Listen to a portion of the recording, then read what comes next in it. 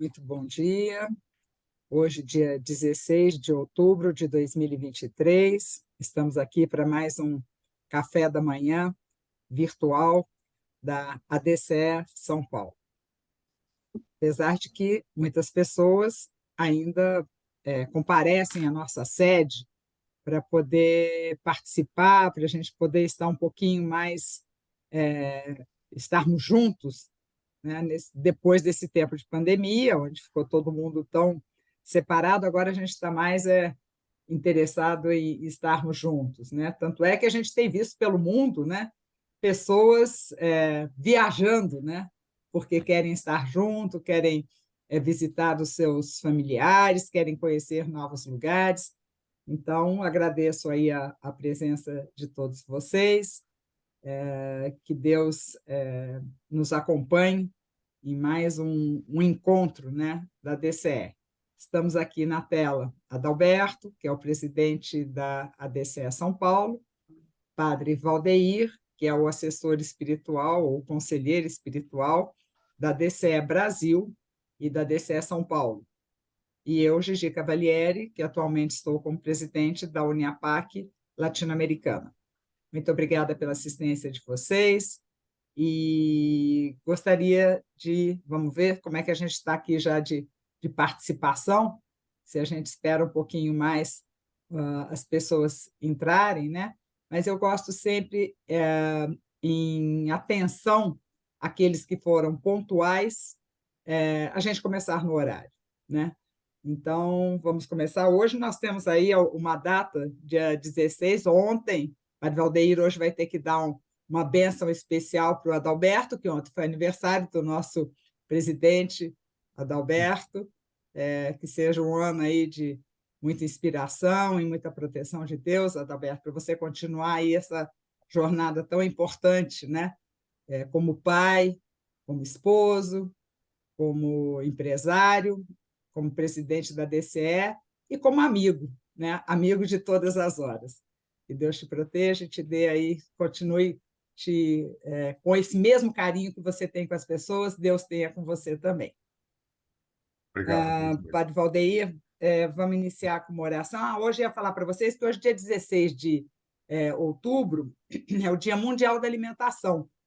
E a gente reza sempre, né, o Pai Nosso, né, dai-nos o pão de cada dia.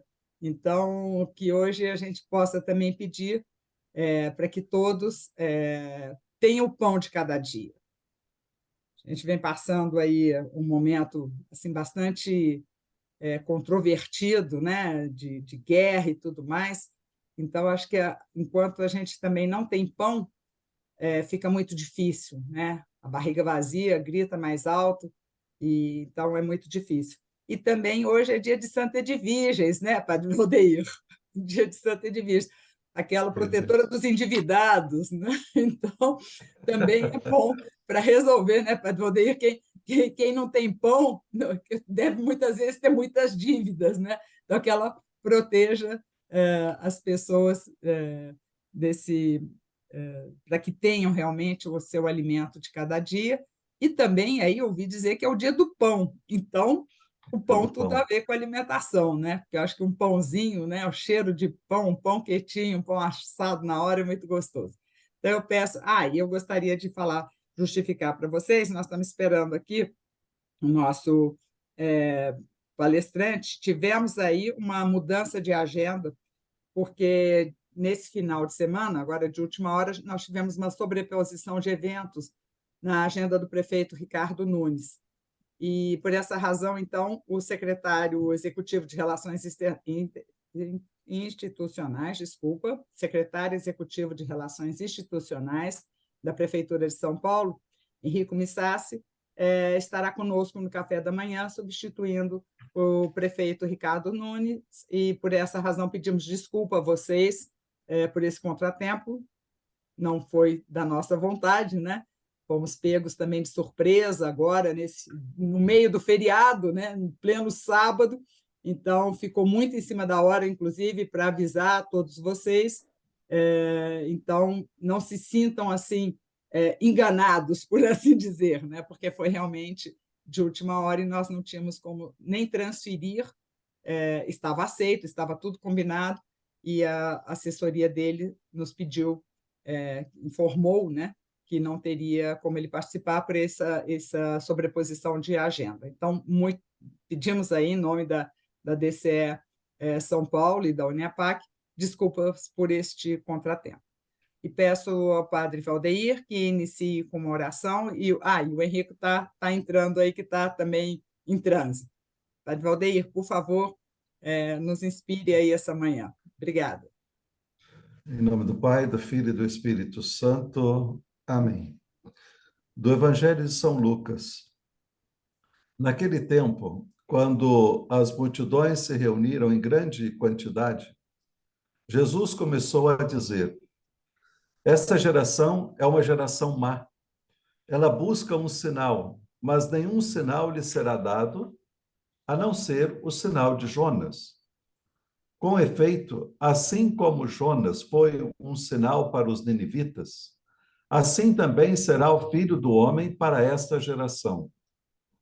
No dia do julgamento, a rainha do sul se levantará juntamente com os homens desta geração e os condenará, porque ela veio de uma terra distante para ouvir a sabedoria de Salomão.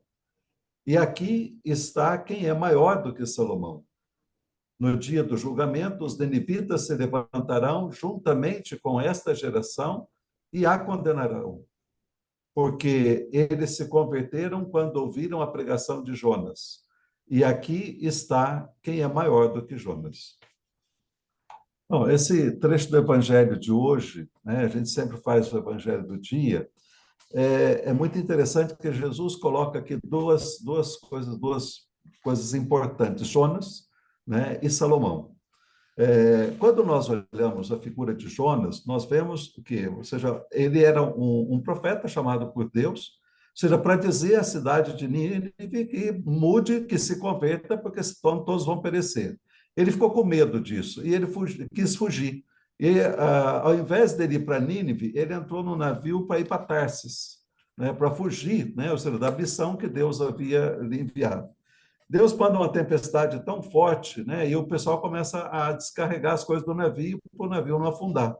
E, de repente, encontram Jonas, né, deitado, dormindo lá no fundo, na parte de baixo do navio. E colocam toda a culpa nele, né? E jogam Jonas, ou seja, no mar, e Jonas é engolido por uma baleia.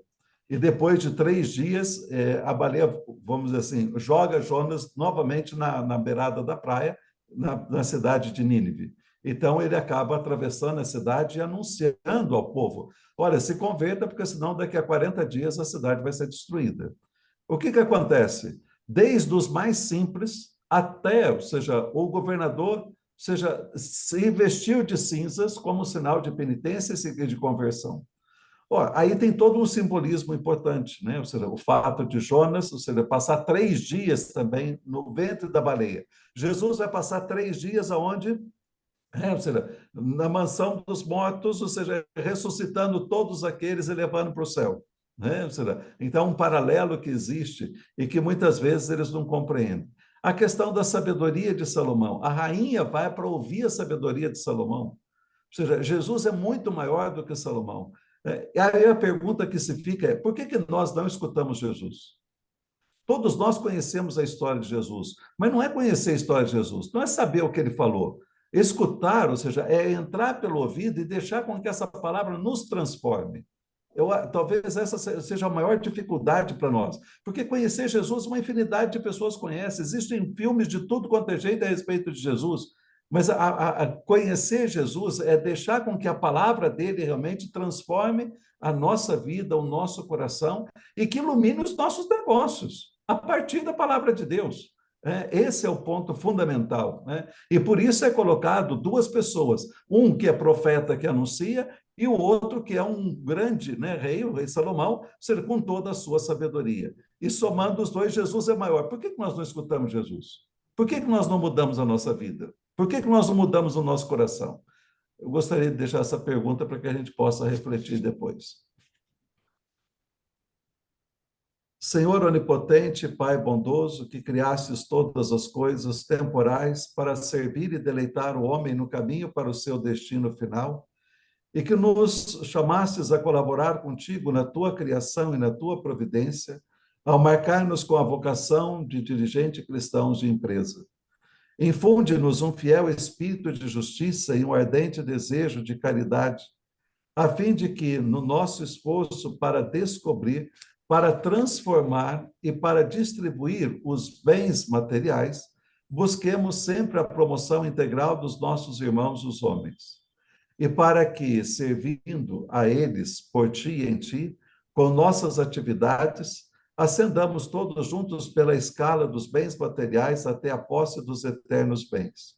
É o que te pedimos por Cristo nosso Senhor. Amém.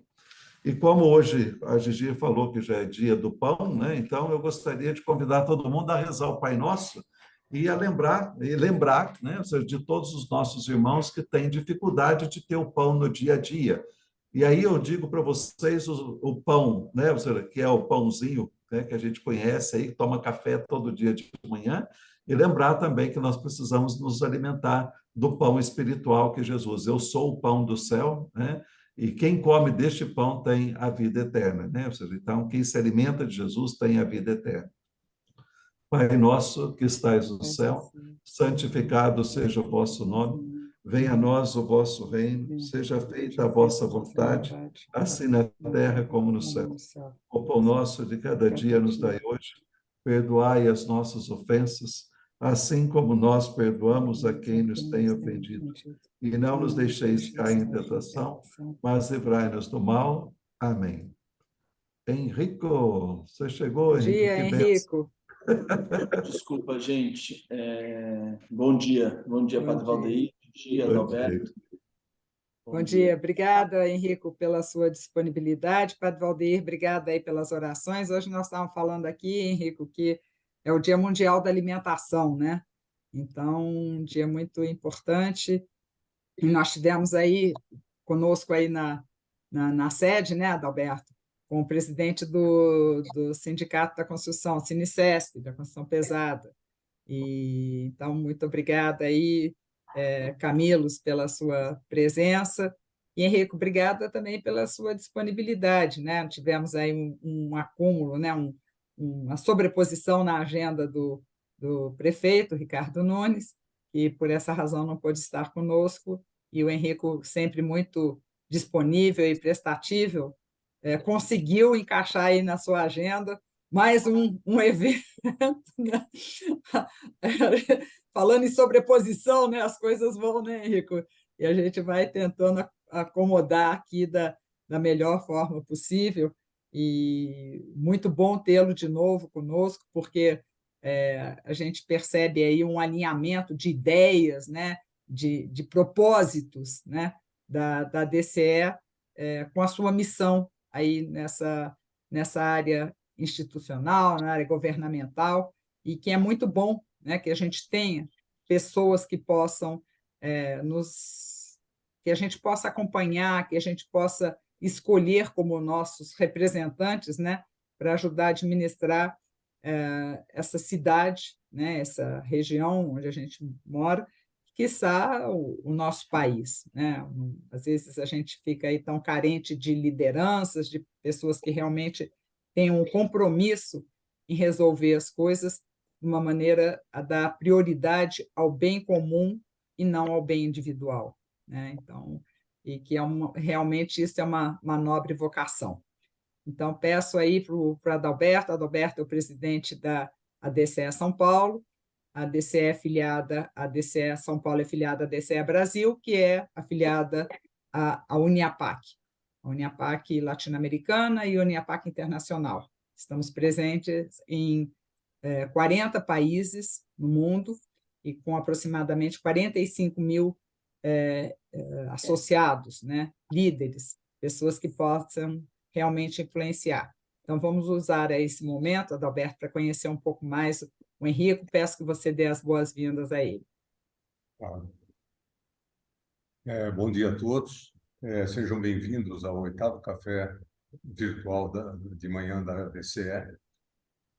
Nós fizemos aí o convite ao prefeito, lamentavelmente ele não pôde comparecer, mas assim, só imaginando, né? São Paulo é a maior cidade do Brasil, a maior metrópole da América Latina, talvez a terceira ou quarta cidade em tamanho de população do planeta. Então a gente imagina assim os desafios, né? O quanto é complexo isso, né? Imagina, só fica atrás de Tóquio, talvez, de Xangai ou Cidade do México, né?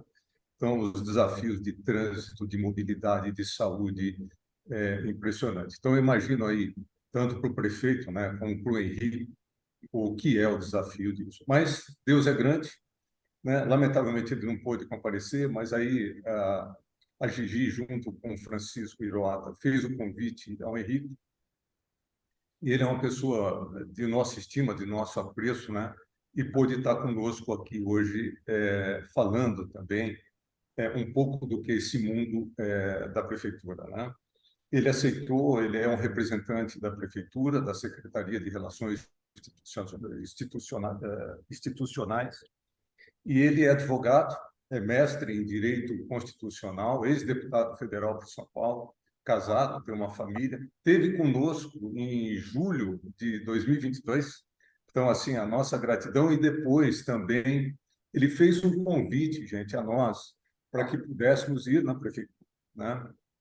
Então, nesse período estava a Gigi, estava o Francisco Pirota, estava também o padre Rodrigo, né? E, enfim, tinha outras pessoas, e foi muito bom ouvir, né? Porque ele tinha ali, e ainda tem, né, uma grande preocupação com moradores de ruas, dependentes químicos e pessoas em dificuldades. A gente teve uma conversa, um diálogo sobre possibilidades alternativas, enfim, ele pediu o apoio da DCE, que pudesse também ajudar no sentido de ideias do que fazer juntos, né? Então, assim, ficamos impressionados em saber a quantidade de programas que existem hoje na prefeitura para acolher moradores de rua, né, em abrigos, hotéis e outras instalações. Parabéns por isso, Henrique. Embora muita gente não saiba, né, mas a prefeitura tem um imenso programa aí para acolher essas pessoas, né? Então, assim, Henrico, é uma honra, é uma grande satisfação recebê-lo aqui hoje, e passamos a palavra para você. Muito obrigado por estar aqui conosco. Bom, bom dia a todos, obrigado. Eu, pelas mensagens aqui, parece que é teu aniversário hoje, Adalberto.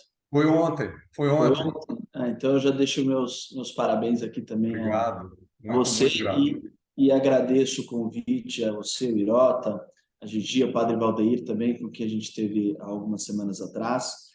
E, em primeiríssimo lugar, queria pedir desculpas por esse contratempo, tá? Eu tive com o prefeito Ricardo Nunes no sábado, numa missa, uma missa que Dom Carlos Lema Garcia celebrou junto com Dom José Negri, lá no Santuário Mãe de Deus, em homenagem aos professores. E de fato, o prefeito recebeu uma ligação / intimação do governador para estar presente nesse evento ali, que é um evento grande, vai vir ministro de Estado, justamente acerca do tema da segurança alimentar. Então, a gente fica chateado, mas de qualquer maneira vou tentar aqui trocar algumas ideias, não só sobre a minha secretaria, tá, Adalberto, mas sobre essa experiência que eu estou tendo como prefeitura, algo que eu imaginaria que o prefeito fosse fazer mais ou menos parecido, claro, com muito mais propriedade, mas vou buscar passar a vocês e fazer algumas reflexões e pontuar algumas coisas que me tocaram. Estou há 7 para 8 meses aqui na secretaria, então já deu para vivenciar bastante a Prefeitura de São Paulo. Antes eu havia tido só uma experiência parlamentar, então hoje eu já me julgo um pouco mais capaz de dar um panorama geral sobre como tá indo a gestão da cidade de São Paulo, para que depois também a gente possa trocar algumas ideias. Antes disso, eu gostaria de contar, isso é muito revelador aqui, já que acho que é importante tocar nisso, porque, afinal de contas, estamos no ambiente da DCE. Como eu conheci o Ricardo, o prefeito Ricardo Nunes, tá? Eu, em 2015, desde um pouquinho antes, 2012, 2013, né? Mas caso dele foi 2015, começaram aqueles debates nos parlamentos Brasil afora, inicialmente lá no Plano Nacional de Educação, sobre a inclusão da terminologia de gênero nos planos de educação, seja a nível nacional, estadual e depois municipais. E houve, não sei se se recordam, uma grande mobilização a nível nacional para que os católicos, os cristãos e homens de boa vontade, vamos dizer assim, fossem aos parlamentos para pressionar os legislativos a retirarem a terminologia de gênero dos planos de educação. E nessa época, eu estava muito envolvido no movimento pró-vida, no movimento pró-família, e eu fui junto com a minha namorada à época, hoje esposa, com a Maria Clara, eu fui na Câmara Municipal de São Paulo no começo de 2015. Começo de 2015, o Ricardo já era vereador, e imagina, eu tinha 20 anos de idade, a Maria Clara tinha 18, a gente começou a bater na porta dos vereadores para entregar os folhetinhos, para buscar conscientizar acerca do risco da inclusão desavisada da terminologia de gênero no Plano Municipal de Educação da capital, né, de São Paulo, e quanto isso reverberaria para outros planos municipais de outras cidades. E vocês podem imaginar que pouquíssimos vereadores, se é que teve algum vereador, nos recebeu. Um moleque de 20 anos, outro de 18 anos, né, falando, querendo conversar com o vereador, sempre colocavam o assessor do assessor para conversar e a gente se dava por satisfeito. E quando a gente bateu na porta do Ricardo Nunes, que era vereador, então, no primeiro mandato, concluindo o primeiro mandato dele, ele nos acolheu de uma maneira surpreendente, chamou a gente para dentro do gabinete, ficou 1h30 conversando conosco sobre o problema de gênero, que ele já tinha ouvido falar, mas não tinha muito domínio, e a partir daquele momento ele abraçou de verdade a causa e foi quem liderou dentro da Câmara Municipal de São Paulo a retirada da ideologia de gênero do Plano Municipal de Educação. Comprou briga, foi para o plenário, articulou, e depois a coisa até cresceu, teve uma reverberação, uma repercussão maior, teve manifestação na frente, mas tudo isso começou com esse abraço que o Ricardo fez por conta da sua própria ideologia, não é que a gente teve que convencê-lo de nada, a gente só explicou, ele abraçou e teve um papel político importantíssimo, né, nessa retirada. Então, a partir daquele momento, eu construí uma relação, não era deputado na época, né, eu estava começando a trabalhar na Assembleia Legislativa, e naquele momento a gente construiu uma relação de amizade, podemos dizer assim, de admiração, que culminou depois, no começo desse ano, eu acho, nesse convite para estar na secretaria. Então, eu conheci o prefeito numa época que ele, imagina, não sonhava, se sonhava escondido em ser prefeito, mas não tinha isso no horizonte próximo, mas justamente num embate que para nós é muito relevante, sobre a proteção da família e a proteção das nossas crianças, né?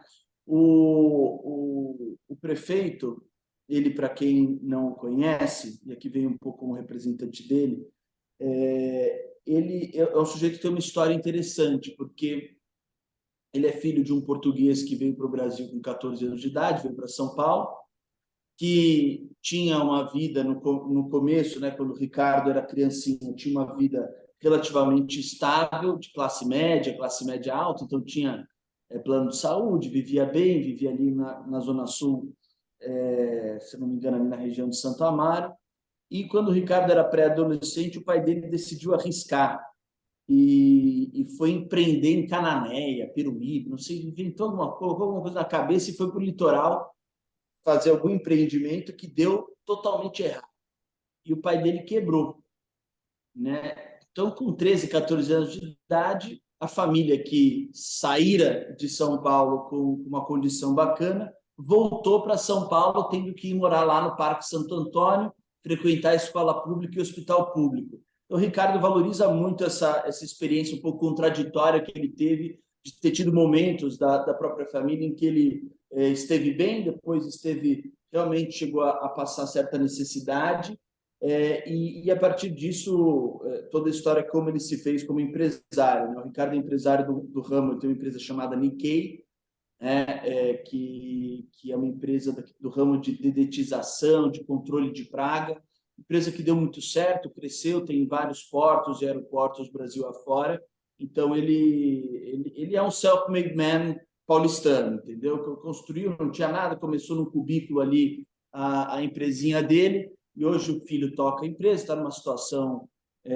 bastante confortável, fez a própria vida, virou presidente da Associação Comercial da Zona Sul, então a entrada política dele, né, começou justamente com esse protagonismo empresarial, né, primeiro empresário, depois político, e só em 2012 que ele pela primeira vez se aventurou, disputou a eleição e acabou sendo eleito vereador, passou 8 anos como vereador, de 12 a 16, de 16 a 20.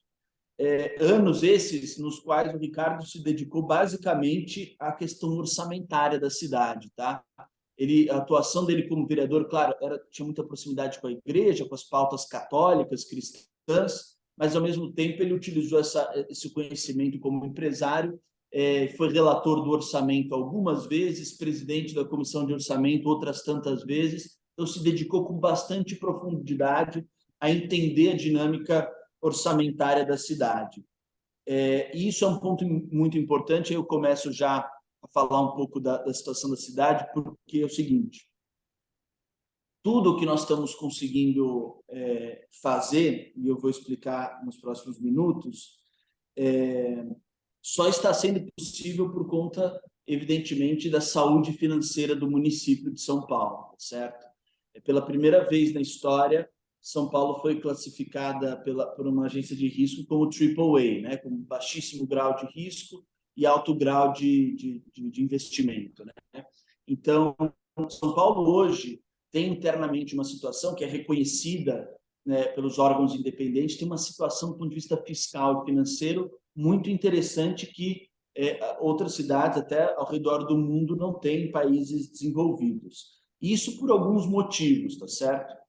E não é só da gestão do Ricardo, isso já vem de alguns anos. Então, em primeiríssimo lugar, e isso sim foi uma conquista da nossa gestão, foi feita a famigerada reforma da Previdência. Fez menos barulho do que a reforma da Previdência a nível nacional, mas aqui era um problema grave, tinha um déficit atuarial da Previdência Municipal de 170 bilhões de reais, e a reforma da Previdência aprovada, se eu não me engano, foi em 21, diminuiu esse déficit a 30% dele, e os 70 bilhões que estão faltando de diminuição, outras iniciativas estão sendo tomadas. Segundo grande motivo, né, o acordo do Campo de Marte, tá certo? Que foi um acordo feito pelo Ricardo com o presidente Bolsonaro, que, enfim, livrou São Paulo de uma dívida, não sei se vocês sabiam disso, tem uma dívida que rolava de São Paulo desde as décadas de 50, aquelas ações judiciais intermináveis. São Paulo depositava, fazia um PIX todo dia 30 de cada mês de 285 milhões de reais para a União. Ou seja, dava 3 bi por ano de dívida que São Paulo pagava à União. Essa dívida foi permutada com o Campo de Marte. A União ficou com o Campo de Marte, a dívida foi perdoada no acordo feito com o Bolsonaro, com o próprio Supremo Tribunal Federal, com a AGU, e isso trouxe, basicamente, também 3 bilhões de reais para um orçamento que, historicamente, é de 90 bi, hoje está batendo 102, ano que vem a gente prevê um pouco mais até do que 102 bilhões de reais, o orçamento da cidade de São Paulo, e isso é bastante significativo. Terceiro ponto que ajudou muito a cidade a ter uma saúde financeira é o trabalho que nós temos feito para, e isso interessa muito à DCE, para trazer empresas de volta para São Paulo e para estimular o empreendedorismo. Vocês terem uma noção, nos últimos 3 anos foram 43 mil empresas que vieram de outras cidades para São Paulo, tá certo? 43 mil empresas. E outras tantas mil, eu não lembro ao certo o número, depois eu posso partilhar com vocês, que foram criadas nesses últimos anos. Então, a gente tem buscado estimular justamente através da segurança jurídica, através de vantagens competitivas aqui na capital, que empresas venham para cá e se estabeleçam efetivamente na cidade de São Paulo, e isso gera, por óbvio, arrecadação para o município. Pra vocês terem uma noção, 25% do ISS arrecadado no Brasil é arrecadado na cidade de São Paulo. 1/4 do imposto sobre serviço é arrecadado pelo fisco aqui da nossa fazenda. Então, São Paulo, seja pela abordar as questões estruturais, né? Reforma da Previdência e outras reformas estruturantes, seja por esse perdão da dívida, por aumento de arrecadação advindo, e não é que aumentou imposto, aumentou gente arrecadando, aumentou empresa arrecadando. Claro, depois tem reajuste, IPTU, tem tudo isso. Mas o grosso é realmente esse tripé de estimular o empreendedorismo, estimular a vinda de empresas, reformas estruturantes e esse aspecto pontual do perdão da dívida que a gente deve a esse acordo na época do Bolsonaro. Então, isso tem feito, gente, para vocês terem uma noção de número, com que São Paulo tenha tido nos últimos anos, cidade de São Paulo, os recordes históricos de investimento. Esse ano, o investimento feito com recurso próprio, tá certo? Recurso do orçamento, gravita em torno, a gente vai ver quanto que a gente vai conseguir executar nesse último trimestre, mas gravita em torno de 11,7 bilhões de reais, que a gente está conseguindo separar do orçamento para investimento, para recapear a rua, para contenção de encosta, para fazer piscinão, para construir céu, construir UPA, todas essas demandas estruturantes da cidade. Veja, o governo federal, esse ano, vai investir algo em torno de 50 bilhões de reais. De novo, São Paulo tem 20% do valor de investimento para a cidade que o governo federal tem para o Brasil. Então, isso nos coloca numa situação em que a gente consegue hoje, por exemplo, estar tocando simultaneamente, isso muitas vezes é objeto de caos na cidade, mas é o preço a se pagar, a gente está tocando simultaneamente 1.300 obras na cidade de São Paulo, né? Acontecendo nesse momento, 7 dias por semana, tem 1.300 frentes de trabalho, pelo menos, acontecendo em obra, dessas, a grande maioria nas periferias, certo? Essa saúde financeira e essa capacidade de investimento que nos permite, por exemplo, esse programa de recapeamento, que é o maior programa de longe de recapeamento da história de São Paulo. São Paulo tem 196 milhões de metros quadrados de asfalto. O objetivo, nossa meta, é até o final do ano que vem recapear 20 milhões de metros quadrados, ou seja, um pouco mais, 15% do asfalto da cidade ser recapeado. Isso dá mais ou menos daqui até Salvador e de volta de recape na cidade de São Paulo. Nesses últimos meses foram feitas as vias arteriais, as vias principais, e agora o próximo lote da licitação vai entrar naquelas ruas mais locais, tá certo? Então... Ô Henrico, Oi. Parabéns aí por essa proposta, né? A gente vê que realmente é muito importante cortar gastos, né? Mas também é importante gerar, né, renda, né? Feito vocês estão fazendo aí, que é uma proposta muito importante, né? Acho que tem que ser um mix dos dois, né? A gente ir diminuindo, né, enxugando até os gastos da própria máquina que a gente vê, né, muitas vezes aumentando outras coisas, mas que a gente possa otimizar, né?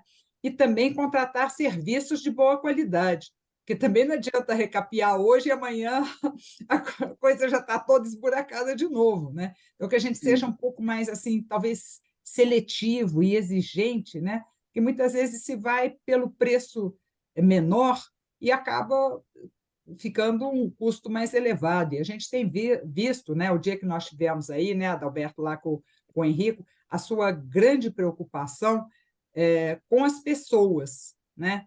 Por São Paulo ser esse polo de tanto desenvolvimento, né? A gente tem aí também uma atração, né, de pessoas vindo para São Paulo, e muitas vezes pessoas sem condição de se estabelecer aqui, ao mesmo tempo que a gente teve esse número enorme, né, de empresas que retornaram e que estão em São Paulo, também pessoas que vêm em busca do seu sustento, né?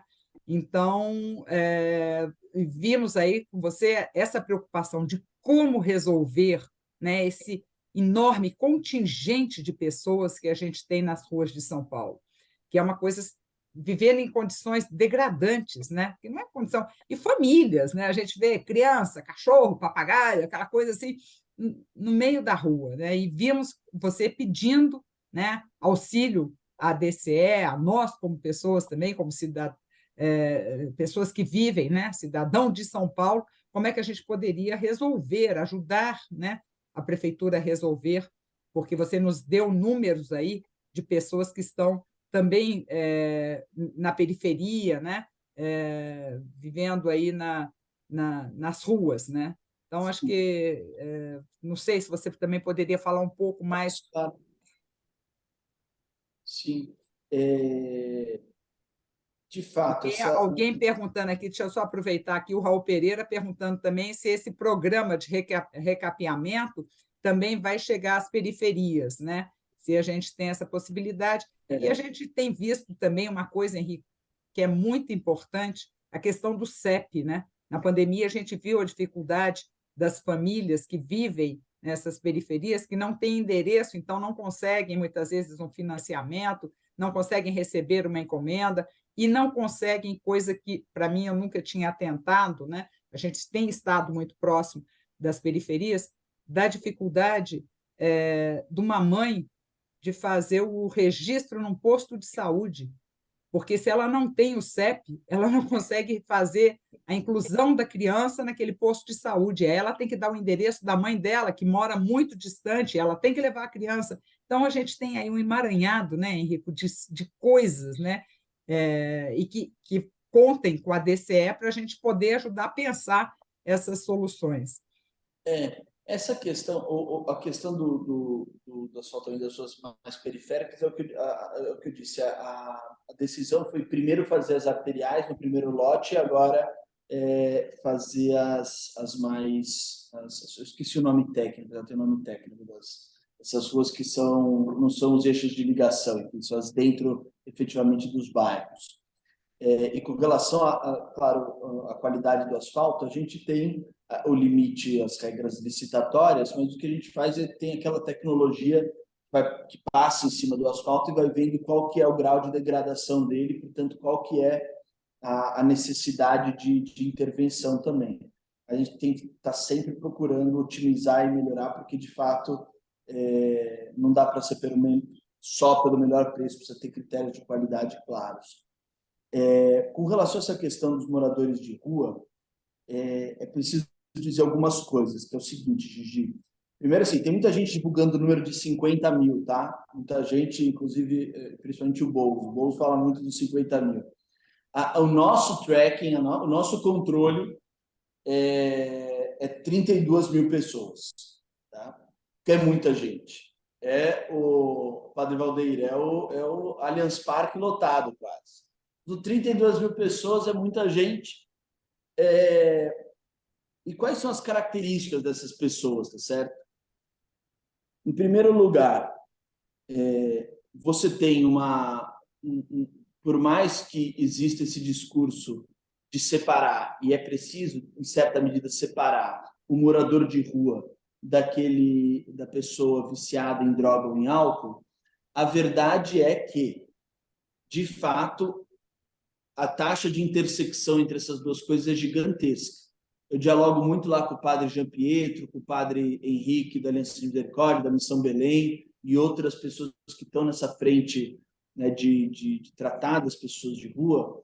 E, de fato, você tem um problema que se mistura da rua com a droga, seja o crack, seja o álcool, seja outras formas de droga. Então, é muito desafiador.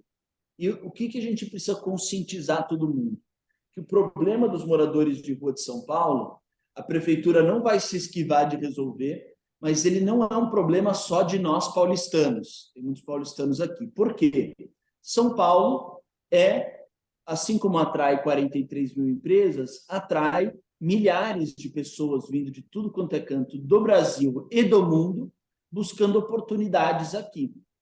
Então, nós temos o fenômeno da migração que resulta no aumento da população de rua, muitas vezes. Então, é muito significativo isso. Se você for na rodoviária do Tietê agora, você vai ver lá uma van da assistência social do município em constante trajeto, levando gente que chega em São Paulo sem saber para onde ir, o que vai fazer, onde é que como que vai se estabelecer, mas pegando e levando para os sistemas de assistência social.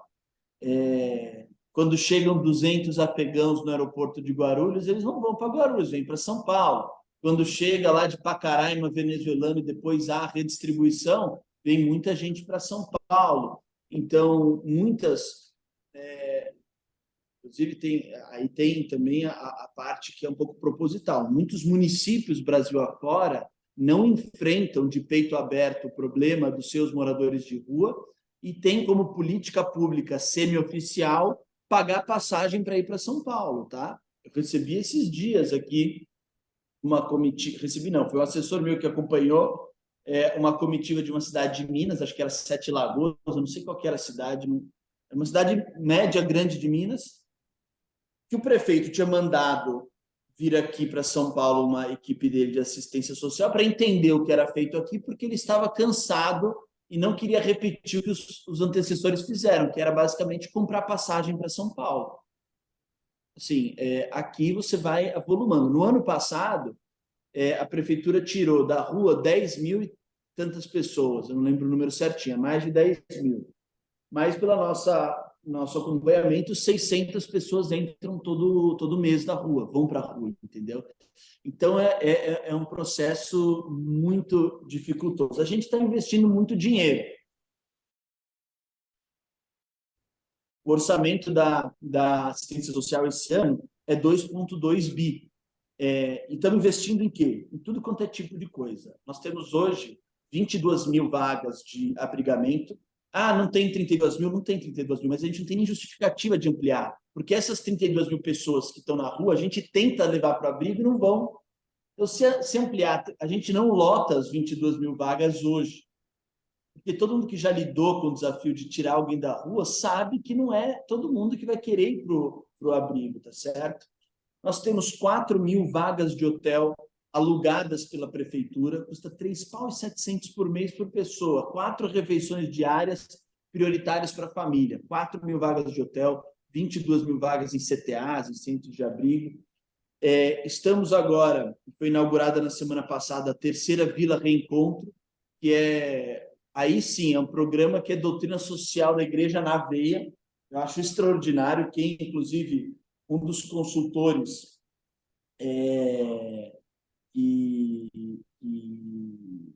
que ajuda a implementação do projeto é a ABSE, aquela Associação de Voluntários do Serviço Internacional, que é uma associação ligada à experiência de comunhão e libertação lá na Itália. Então, eu tenho uma visão muito católica do problema, e as vilas reencontro são pequenas vilas com casas modulares de 18, 20 metros quadrados, mas com uma infraestrutura de lazer, uma quadra, uma horta comunitária, etc. Por quê? A gente tem consciência de que não basta tirar a pessoa da rua e colocar numa sala para ter curso profissionalizante. Essas pessoas que estão na rua precisam de um processo de resgate humano, um processo de reintegração comunitária, tá certo? Então, a Vila Reencontro é uma experiência que a gente está apostando muito. A terceira que está inaugurada é a maior, aquela lá no Paris, perto do Shopping D, que são 100 casas, capacidade máxima de 400 pessoas, com muitas regras, e buscando proporcionar uma experiência comunitária de resgate, de reintegração das pessoas em situação de rua. O que nós precisamos é de uma confluência de esforços de todas as autoridades públicas e da sociedade civil. Porque, veja, desse 2,2 bi, Gigi, o governo federal manda 400 milhões. Então, o ministro da Assistência Social vem aqui falando como é que pode ajudar os moradores de rua. A gente fala, gente, isso é um problema nacional. São Paulo é um problema nacional de ajuda financeira, de estrutura. Precisamos inaugurar mais Vila Reencontro, ajudar a custear tudo isso. Enfim. Esse é um trabalho, né? Não sei se você teve oportunidade, acho que você já ouviu, nós tivemos aqui, inclusive, na DCE, um curso de doutrina social da igreja, ensinamento social da igreja, na prática, com o Frei Rogério. E o Frei Rogério faz esse trabalho de integração, né? Ele esteve aqui em São Paulo semana passada, o Irota está até colocando aí no chat, né? Esteve aqui em São Paulo, escolheu um espaço. Então, ele faz realmente essa parte de integração, porque não é dar o pão, né? A gente falando aqui de pão, não é dar o pão, mas é ajudar a saber como conquistar esse pão, dar dignidade às pessoas, né? E acho que o Matheus colocou aqui mais acima, e você falava agora também dessa questão da integração de processos, né? Eu comento que eu acho que nós não estamos, Henrique, fazendo a coisa da maneira correta, porque tem tanta gente fazendo e as coisas não conseguem melhorar. Então, a pessoa fala, não, mas é porque tem muita gente. Ok, tem muita gente, mas eu acho que falta essa integração, essa cooperação. Cada um começa a fazer separadamente e não aproveitando a expertise de alguém que já fez, né? Acho que às vezes entra uma questão também da vaidade, né? Quem é que vai assinar o projeto? Se a gente está fazendo pela causa, tanto faz quem assina, né? Porque o importante é solucionar o problema, né? Então, acho que caminham um pouco por aí, né? Henrique, na prefeitura você até comentou, né, de exemplos e tal, a gente falou muito rapidamente, mas vale a pena lembrar de duas instituições, vou falar rapidamente delas. Uma delas é o Crescer, outra é o CIAP. O Irota apoia demais o CIAP. Tá? A outra é o Crescer, né? O Crescer ele faz um trabalho formidável com jovens de 14 a 20 anos. Foi criado pelo Rotary e juntamente do Dr. Genésio. O Dr. Genésio foi um notável ADCiano nosso. Lamentavelmente, ele faleceu no início desse ano. Mas eles fazem esse trabalho que você comentou, de lazer, quadra, horta e tal, o resgate humano. E lá, quais são os pilares? Educação, formação para o trabalho, recreação e espiritualidade. E ele já, ali, você imagina, é na região ali do Jardim São Luís, atrás do Senu, e carente, né, de recursos ali, de infraestrutura, uma região que, por volta dos anos 2000, era uma das mais violentas do país, né? E esse trabalho que tem sido feito lá, o Roberto Barros, que é o presidente, está presente aqui conosco, tá? E esperamos até que um dia ele venha aqui também fazer uma apresentação do Crescer, que é um pouco semelhante ao que o CEAP faz na região de Pedreira, né? Então, assim, um dia você está convidado aqui também, né? Um dia você puder ir lá ver, você vai ver como é o resgate da esperança, né? Jovens ali que saem para o trabalho, gente que hoje faz um trabalho espetacular em muitas empresas. Então, só aí, resgatando um pouco do Crescer. A gente quer um dia talvez trazer uma apresentação do Crescer aqui também com o Roberto. Legal, tenho muito interesse. Chapa, eu conheço a FESO também, que é a das meninas, lá também fica lá na Vila Engenhar, que é extraordinário. O CEAP é mais estruturado, né? Mas o Crescer não conheço, tenho todo o interesse. Caminhos e Colinas também, acho que você já viu também. Sim. Caminhos e Colinas. Alberto, teve aquele que nós fomos visitar lá em São Bernardo, eu acho, também, como chamava, a Fundação... Sim, também. Da universidade, né? Puxa vida, me foge o nome agora. Que tínhamos, que era também um espetáculo. Mas nesse sentido, Henrico, que a gente tem tantas iniciativas, eu acho que falta essa conexão.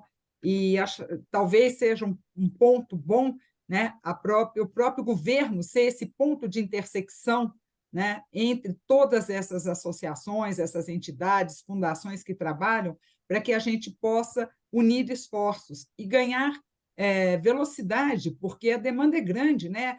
Eu vejo essas crianças que estão na rua hoje, como é que a gente vai ter dificuldade em resgatá-las para que elas possam realmente ter uma vida mais adequada, uma vida... Porque já iniciaram por um caminho um pouco mais atrapalhado. A gente tem aqui o CIEE também, que é nosso parceiro aqui da DCE, junto com o Crescer, que trabalham junto com isso, o próprio Irota, né, com o supermercado, que é apoiador aqui também da DCE, a Azamar, que também tem trabalhos sociais, que o capitalismo consciente, quer dizer, só aqui na barra aqui do nosso convite, nós já temos várias entidades que apoiam. Então, que a gente possa ser um elo, né, de conexão para que as coisas caminhem. Né? Você que está nesse setor de relações institucionais, que seja esse ponto onde, olha, eu quero cooperar, e a gente quer... Nós temos aqui o Instituto Polaris também, que é originário da DCE, que a gente tem visto, Henrique, a dificuldade que é em querer ajudar. Feito você falou, quero resgatar, quero chamar, eu tenho espaço, mas as pessoas não vêm. Então, que a gente possa encontrar aí caminhos para poder melhorar com mais agilidade, né? Pegar a expertise de cada uma dessas associações e da própria prefeitura, que tem aí trabalho já há quantos anos, né? O papai também trabalhou na OAF, não sei nem se você nem era nascido, eu também era muito pequenininha, né? Organização de Auxílio Fraterno, que era Casa do Menor Trabalhador. Gente, tem tantas iniciativas, né? A gente fica feliz com essas iniciativas, mas vê que o resultado, às vezes, é muito ínfimo em relação ao que a gente precisaria de ter, né? Uma coisa que eu tenho, e aí partilho com vocês, assim, mais a nível pessoal e político, quando você chega numa prefeitura aqui como São Paulo, você, seja no cargo que for, você consumido por uma série de demandas e enfim, é muito exigente, tá certo? E eu tenho uma vontade que eu não consegui concretizar ainda, mas que é de que, acho que eu partilhei quando vocês vieram aqui, é que nós possamos compreender o Estado, né, fiéis ao princípio da subsidiariedade, que nós possamos entender o poder público não só como um formulador e executor de políticas públicas, mas como o grande indutor dessas energias em prol do bem comum, tá certo? Todas essas diversas iniciativas, o poder público tem que ser, como eu costumo dizer, a gente tinha que ser um pouco um hub de conexão entre as diversas iniciativas que visam ao bem comum. E para isso a gente precisaria sair um pouco da caixa. Por quê? Nós somos muito burocráticos na prefeitura. Então, as pessoas vêm aqui querendo ajudar, querendo, de alguma maneira, uma parceria, e a parceria com o município oficial, vamos dizer assim, demanda uma série de etapas, e tem que se inscrever no Comas, aí tem que ter um funcionário, tem que ter aquilo, tem aquilo outro. Isso não dá conta do dinamismo da sociedade contemporânea e do nível e da urgência das necessidades.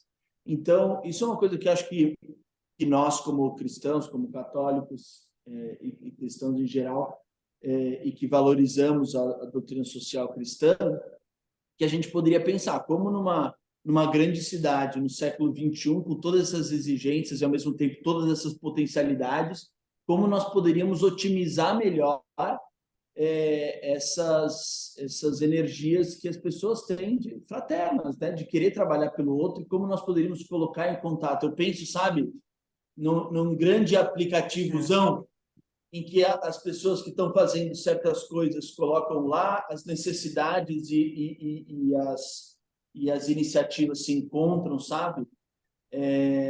Com a prefeitura sendo não o protagonista, mas simplesmente o catalisador, né? O que possibilita essa integração. Eu acho que isso seria muito cristão, entendeu? Acho que é só que, enfim, eu preciso de ajuda para isso. Pois é, então é que a gente possa ter aí, aproveitando essa sua abertura, né, e foi isso que a gente sentiu, né, Adalberto, quando a gente esteve aí com você no seu gabinete, esse acolhimento, essa disponibilidade, né, e deixar de lado realmente essa burocracia, que eu acho que o Frei Rogério trabalha muito nessa linha. Não, gente, vamos fazendo, a gente vê como é que resolve. Lógico que não pode, né, ao mesmo tempo que a gente sabe da necessidade de regularizar as coisas, né, mas também a gente não pode ficar tão atrelado a essa burocracia, a essa parte formal. E eu me lembro que eu trabalhei com creche uma época que eu falava, gente, a gente gasta mais tempo com os papéis do que com as pessoas, né? Então, que a gente possa disponibilizar o nosso tempo para as pessoas, ao invés de ficar cuidando só de papéis. Os dois são importantes, né? Mas as pessoas têm que estar sempre acima dos papéis. Nós já estamos com um tempo aí bem... Gigi, a burocracia, ela acaba sendo tão grande que as pessoas dizem assim, eu vou fazer, depois eu legalizo. Pois é, mas é o que o Frei Rogério faz. Porque a burocracia é muito grande nesse país. Você não está fazendo as coisas para você, você está fazendo as coisas para a sociedade. E mesmo assim, você tem que passar por um processo tão grande de burocracia que o cara vai dizer, ah, não, eu vou fazer do meu jeito aqui, depois vejo o que dá. Entendeu? E muitas vezes Não, mas uma coisa, Padre Valdir, que eu acho que é intimamente ligado a essa questão do excesso de burocracia, aí é um tema muito nosso que a gente teria que refletir com seriedade do ponto de vista político, que é assim, essa burocracia toda, ela é resultado, no final das contas, de uma grande desconfiança. A gente parte nas relações entre Estado e empresa, entre Estado e município e indivíduos, cidadãos, entre nós mesmos, pessoas, nós temos uma cultura de desconfiança que gera custos gigantescos para todos nós, né? E propicia a corrupção, né, Henrico? Ainda tem mais Claro, essa. óbvio. Então, a gente chega numa situação que é a seguinte, eu tenho recebido muitos padres aqui, que é um pedido que o Ricardo fez de estar próximo da igreja, de tentar fazer avançar. Você tombar um patrimônio histórico hoje, uma igreja, é uma sentença de morte. É uma coisa, o instituto que é criado para a preservação do patrimônio gera tantos entraves burocráticos que você vai na igreja da Santa Ifigênia, o teto está caindo, mas não pode trocar porque não tem ardósia francesa, entendeu? Então, é uma coisa assim que... aí não é um problema só de São Paulo, é um regramento, é uma cultura meio nacional. Só que esse é um tema que me comove bastante, que eu acho que não é levado a sério do ponto de vista político, vira só um discurso um pouco mais moral, e nem isso. É o tema da confiança, entendeu? Se a gente não consegue ter uma sociedade fundamentada em cima do pressuposto da confiança, as relações privadas e as relações públicas ficam todas engessadas, né? É por aí mesmo, né? Eu acho que a perda da confiança é que nos atrapalha demais, né? As certificações todas que a gente precisa. E aí, falando nisso, eu aproveito, Henrico, para convidar você e a todos os que estão nos assistindo. Nós vamos ter um simpósio em Brasília, agora em novembro, nos dias 9, 10 e 11. Então, vocês estão convidados a participar desse simpósio. Vai ser um simpósio muito... vou colocar aqui para vocês aqui, vou ver se eu vou conseguir colocar para vocês o convite aqui na tela, onde nós vamos reunir empresários, bispos e empresários, para poder conversar um pouco, através do diálogo, né, sobre a importância dessas duas áreas tão importantes, né, que são os líderes e a igreja, o clero, sobre como a gente pode melhorar e encontrar a paz através do diálogo, né? Porque realmente, agora, mais do que nunca, a gente tem visto essa grande tristeza que estamos passando, né? Então, vocês estão convidados aí nos dias 9, 10 e 11, vai ser em Brasília, a participar. Padre Valdeir já está inscrito. Vamos ter pessoas do clero da América Latina toda e também da América Latina, da Uniapac e da Uniapac Internacional. Então, vocês sejam muito bem-vindos, façam a sua inscrição e vamos caminhando. Ô, Henrique, eu peço aí que você deixe a sua mensagem. Infelizmente, né, o tempo passa muito rápido, a sua mensagem final, e, mais uma vez, agradeço aí a sua disponibilidade em estar conosco. Não, eu que agradeço e a oportunidade aqui de substituir o prefeito, infelizmente, mas não tenho dúvida de que a gente consegue, em outras ocasiões, promover esse encontro da DCE e de todos os que se dedicam a ela com o prefeito, porque para nós, cidade de São Paulo, é importante essa interação e essa integração. E eu queria deixar aqui no chat dois sites que são muito úteis e pouco utilizados pelas pessoas que têm mais consciência, mas que são muito bons para acompanhar o andamento da cidade. Um é o Obras Abertas da Prefeitura, onde você consegue qualquer obra que você estiver vendo na rua, que queira entender quanto está sendo gasto, quem que está fazendo, em que pé que está, se está atrasado, se não está, esse site ele é bem autoexplicativo, você consegue acompanhar todas as obras que estão sendo realizadas na cidade de São Paulo. E um outro é o site do Programa de Metas. Muitas vezes parece que a prefeitura está fazendo as coisas sem saber onde quer chegar, etc. e tal, e nós desenvolvemos aqui um programa de controle das metas da gestão, que é uma coisa muito profissional e quase privada, vamos dizer assim, sabe? A cidade de São Paulo hoje é tocada com uma cabeça de empresário no bom sentido, no sentido de profissionalismo no estabelecimento das metas, no acompanhamento das metas, e a gente está em plena fase de implementação interna na prefeitura do SMAI, que é o Sistema de Monitoramento de Ações Estratégicas. Então, todas as secretarias vão ter cada ação sua ligada a uma meta do programa de metas, e tudo isso com dados abertos para todo mundo visualizar em que pé que está na saúde, na educação, na assistência social, quais metas vão ser atingidas, quais não vão ser, o porquê não vão ser. Então, a gente tem buscado trazer, isso é muito virtude do Ricardo mesmo, trazer uma dinâmica de governança digna do tamanho da cidade de São Paulo. Então, para mim, assim, está sendo um aprendizado extraordinário, mas o meu recado final é o seguinte, que todas as associações, e também que o padre Davi colocou aqui, o que a gente pode ajudar, todas as associações ou pessoas, empresários ligados à DCE, que tenham alguma demanda ou alguma dúvida, ou que queiram de alguma maneira interagir com a prefeitura, eu queria me colocar à disposição, deixar meu contato, né? A Gigi, o Adalberto, o Padre Valdeir podem divulgar, para que a gente receba aqui na prefeitura, ou que faça visitas, eu, minha equipe aqui, a gente se divide, para que todo mundo que tem os nossos valores, né, possa contribuir na construção da gestão aqui da cidade de São Paulo e na construção do bem comum, que no final das contas é o objetivo de todos nós. Então, muito obrigado e eu fico sempre à disposição. Henrico, mais uma vez, obrigado. E dizer que é de verdade esse convite do Henrico, porque a gente já esteve lá com ele. Então, não é aquela coisa assim, gente, olha, estou aqui, só que na hora H, não, é de verdade mesmo. A gente já teve, e toda vez que eu escrevo, até falei com a Adalberto esse final de semana, quando a gente teve essa sobreposição de agenda, né?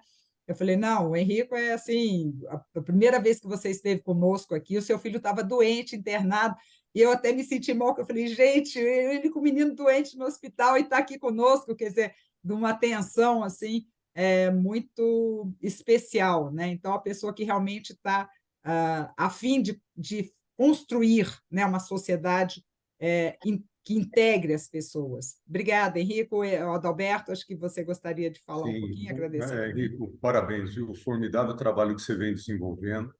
E que novamente receba inspiração, né, e resiliência para continuar nesse caminho e luta, que eu imagino aí o desafio que é, né? E que contemple a cidade com essas tuas convicções, realizações, e cada vez mais ajude aí as pessoas em dificuldade aí, né? Então, nossa gratidão por esse trabalho nesse mundo público que não é simples, né? Então, muito grato mesmo. Obrigado. E aí eu peço o Padre Valdeir que nos dê a bênção final aí, que a gente possa seguir uma semana bastante inspiradora, né, com os trabalhos que a gente venha a desenvolver e que a gente possa estar cada vez mais integrado. E para isso precisamos de mais pessoas, né, Adalberto, para poder também ajudar a DCE a cumprir o seu papel. Então, venha fazer parte da DCE, venha participar. Agradeço mais uma vez aí os nossos apoiadores também, né? O Crescer, que sempre muito presente aí com as suas atividades, a Zamar, Codeme, Capitalismo Consciente, Irota, que a gente possa, CESUL, que a gente possa construir um futuro melhor com esse apoio que o Crescer, o CIE e tantas outras instituições dão aos jovens. Padre Valdeir, por favor. Henrico, parabéns, tá? Pelo trabalho que você está fazendo aí na prefeitura, trabalho de longo tempo, e você sabe que tem algumas ideias que nós comungamos, né, juntos aí politicamente, né? Eu acho que o país precisa mudar também politicamente, né? Mas isso passa por um processo de conscientização. É um trabalho árduo, um trabalho difícil, mas necessário. Passou-se o tempo daquele eu mando e todo mundo faz, né? Esse tempo passou. Hoje em dia a gente precisa participar, estar juntos, né? Para que a gente tenha um país melhor, né? Mais humano, mais fraterno, né? Onde as pessoas realmente possam sentir a alegria, a felicidade de estar, né, nesse país. E com as situações de guerra, cada pessoa que vai para lá, quando volta, né, das situações de guerra, ele fala, realmente é o melhor país, né? E mesmo estando em países de guerra, a gente chega à conclusão de que o nosso é o melhor país, né? Graças a Deus, né? Só que temos muito o que caminhar e que o Espírito Santo realmente ilumine a todos nós, cada um na sua missão e sempre em busca do bem comum. Acho que isso é fundamental, né? O simpósio que vai ter lá em Brasília, eu quero reforçar isso e convidar todos a participarem, porque é uma instância onde a gente vai poder sentar e discutir juntos problemas da América Latina e como esses problemas, ou seja, podem ser compartilhados e, ao mesmo tempo, ou seja, com metas comuns para resolver os problemas, né? Eu acho que esse é o grande desafio, né, para os bispos, para a igreja, é o grande desafio para todos os empresários cristãos aí, né? Então, é uma oportunidade que tem, e eu acho que todos, né, poderiam participar deste momento, né, de reflexão. O Senhor esteja convosco, Ele está no meio de nós. Abençoe-vos o Deus Todo-Poderoso, Pai, Filho e Espírito Santo. Amém. Um grande abraço a todos, fiquem com Deus. Agradeço a todos que nos acompanharam nessa manhã e temos certeza que foi uma manhã, um início de semana muito inspirador e esperançoso, que a gente possa realmente ter aí as nossas atividades, sempre como o Henrique, o Padre Valdeir e o Adalberto falaram, o bem comum acima do individual. Uma boa semana a todos, obrigada pela participação de vocês. Até o próximo Café da Manhã e nos vemos em Brasília, né, Padre Valdeir? Se Deus quiser, nesse evento aí, que vai ser um evento, o Henrico, de soluções e não de diagnóstico. A proposta é essa, que a gente encontre soluções. Não, maravilha. Obrigado. Excelente semana a todos. Obrigada, gente. Até a próxima. Tchau, tchau. Obrigada, Henrique.